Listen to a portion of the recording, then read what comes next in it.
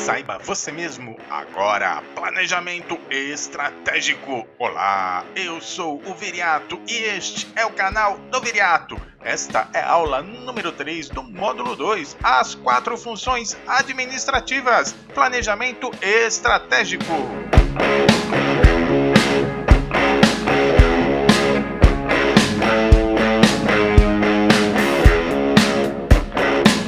O planejamento estratégico. É nele que se define qual será a estratégia empresarial a ser desenvolvida. Preocupa-se em considerar as implicações futuras de decisões tomadas no presente. A palavra final, quanto à sua concepção, é de responsabilidade do topo da hierarquia da organização, no nível institucional. Porém, todos estão envolvidos no seu constante desenvolvimento. São características básicas de um planejamento estratégico. A abstração. São temas mais abstratos, amplos, como a criação e a possibilidade de ocorrência de cenários futuros. Não trata de assuntos específicos ou casos concretos. Incerteza. São as variáveis não controláveis, porém razoavelmente previsíveis. Não há muito que se possa fazer em relação às imprevisíveis.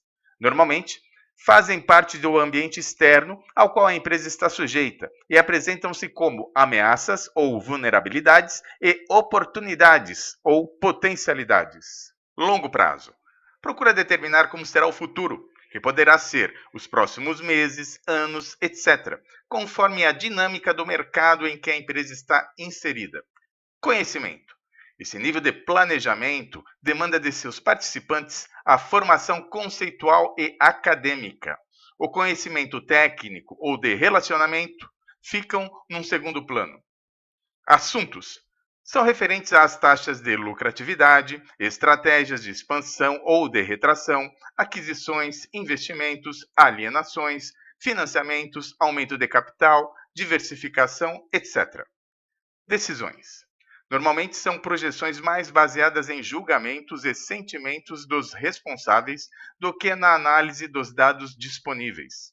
A abrangência influencia a empresa como um todo. Os planejamentos tático e operacional devem estar alinhados ao planejamento estratégico para gerar a sinergia necessária à sobrevivência da empresa. As etapas do planejamento estratégico. Definir missão, visão e valores. Determinação dos objetivos empresariais. Análise SWOT. Análise do ambiente externo e interno. Determinação do planejamento estratégico e, na sequência, o tático e o operacional. Constante monitoramento, avaliação dos resultados e implantação de correções ou aprimoramentos quando necessários. Definir missão, visão e valores. Missão. O que quero fazer? É a razão de ser da organização, é a definição da área de atuação, é atemporal, não tem prazo de validade. Visão. Ponto máximo que a empresa pretende atingir, o ápice. Como deseja ser no futuro. Realista, depende das condições externas. Temporal, tem prazo de validade para ocorrer. Valores são os padrões orientadores de conduta. É voltado a todos os funcionários, não importa quem seja. A determinação dos objetivos empresariais. Eles são pretensões ou os propósitos da empresa. Definem com maior detalhamento a razão de ser da organização. No patamar institucional, os objetivos tendem a ser mais abstratos e amplos, e nos patamares tático e operacional é que passam a ser mais concretos e específicos. Os objetivos ainda possuem hierarquia, eles não são iguais, eles dependem da importância e da urgência de cada um deles. E ainda estão divididos em 4 categorias básicas, sendo 3 relativas à sobrevivência e uma ao crescimento. E são elas, em relação à sobrevivência, o lucro, que responde pela existência e assegura o desenvolvimento de todas as outras categorias, a segurança, que é a garantia do futuro, a autonomia, a capacidade de poder decidir sobre o próprio futuro, pois qualquer empresa sempre dependerá do poder de barganha de clientes, fornecedores, concorrentes, etc. E, por fim, uma categoria relativa ao crescimento, que é a expansão, responsável pelo desenvolvimento da instituição. Análise SWOT. O administrador deve conhecer e diagnosticar as situações interna e externa e como elas podem impactar os negócios da empresa. A análise SWOT proporciona uma ampla visão da organização, identificando e avaliando quatro fatores, que são eles: no ambiente interno, strengths ou forças, que são os pontos fortes a serem usados, e weakness ou fraquezas, que são as vulnerabilidades a serem protegidas. Esses dois fatores estão no ambiente interno. Ambos podem ser controlados pelo administrador e tratam das vantagens e dificuldades que toda empresa possui. Ambiente externo.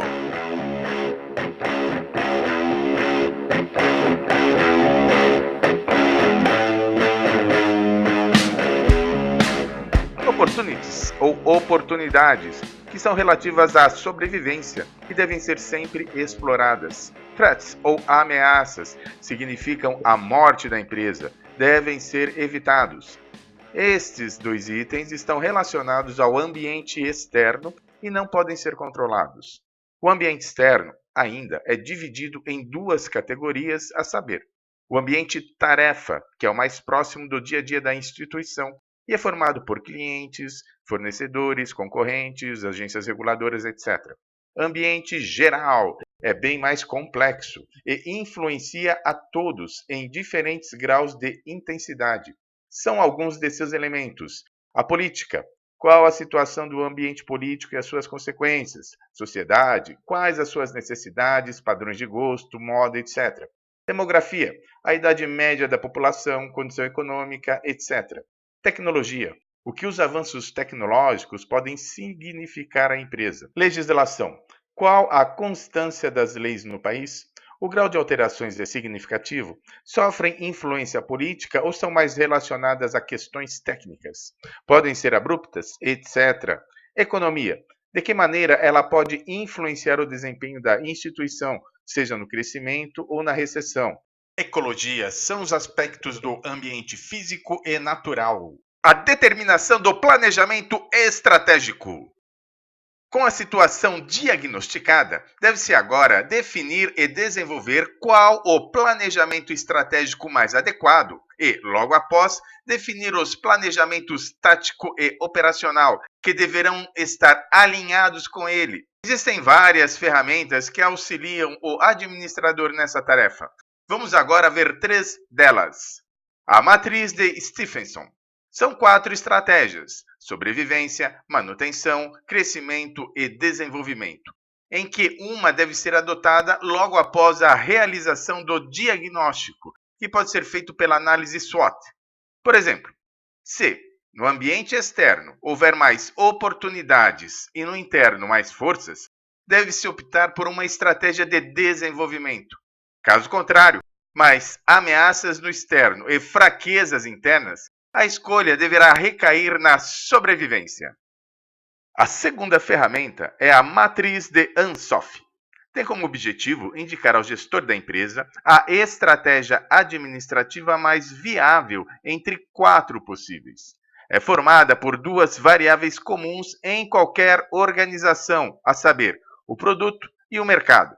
Cada uma dessas duas variáveis possui duas características bem marcantes: o tradicional e o novo. O cruzamento desses itens indicará a estratégia a ser utilizada pelo gestor, que poderá ser a penetração de mercado, o desenvolvimento de produto ou de mercado e, finalmente, a diversificação. E, finalmente, as três estratégias competitivas de Michael Porter. A estratégia a ser escolhida, nesse caso, dependerá dos pontos fortes e da sinergia que a empresa tem facilidade em desenvolver, sendo que é possível a utilização de duas dessas estratégias de forma simultânea. E são elas, em primeiro lugar, a liderança em custo. Nesse caso, o atrativo é proporcionar o menor preço de venda possível e portanto, é focada na eficiência. Diferenciação. A empresa proporcionará ao cliente um diferencial no produto que ele estará disposto a pagar a mais por isso. E, finalmente, o nicho de mercado. A empresa vai atender apenas uma parte dos consumidores que possuem características específicas. A avaliação e monitoração dos resultados. A constante verificação após a implantação das estratégias para saber se tudo está ocorrendo conforme o planejado. As técnicas de avaliação deverão ser estabelecidas no planejamento estratégico e implementadas nos outros níveis. A comunicação é fundamental nessa etapa. Deve ser de conhecimento geral o desempenho obtido, independentemente do resultado. E esta foi mais uma apresentação do canal do Viriato. Veja os nossos próximos vídeos. É só clicar no quadrinho. Eu te aguardo lá. Muito obrigado e até breve.